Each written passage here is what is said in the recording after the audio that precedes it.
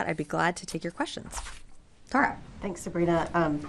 So a couple of questions on the Defense Secretary nominee, Pete Hegseth. He said that in 2021, he was part of the DC National Guard and was supposed to be helping provide protection to the inauguration, but was removed from that duty, potentially because of a questionable tattoo. Those his words.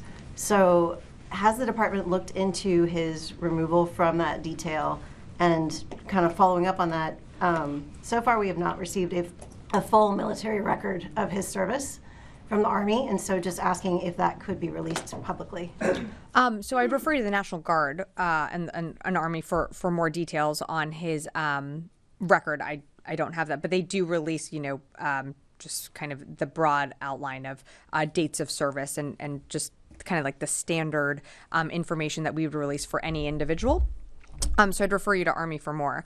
In terms of the comments that you're referencing, I don't have more to provide on that. I'm aware of the comments that were made.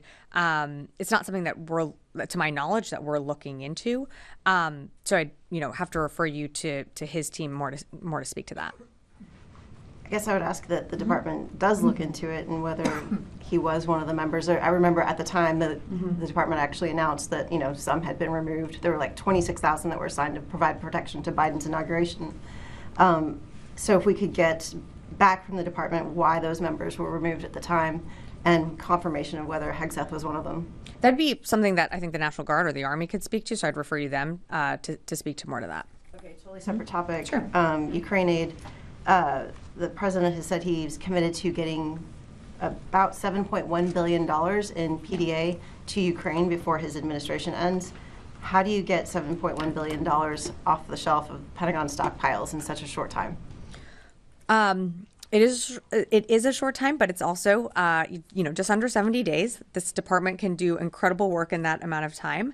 The president made clear that, he wants to spend down the authority that Congress has allocated and authorized before he leaves office. So we're going to work very hard to make sure that happens. You've seen us roll out very large packages, from the beginning, and you've seen, us roll out, actually, I'd say a range of packages on a pretty frequent basis, almost weekly. So I expect that for the next coming months of this administration, you're going to continue to see those packages draw down from what's available in our stockpiles. Again, we're committed to ensuring that Ukraine has what it needs to be successful on the battlefield. Secretary Austin recently had a call with Minister Umerov. They discussed, the capabilities that Ukraine needs to continue to push the Russians back, to continue to be successful in their strategic battle plans. And that's something that this administration is committed to. So you'll see us continue to draw those down over time. Jen.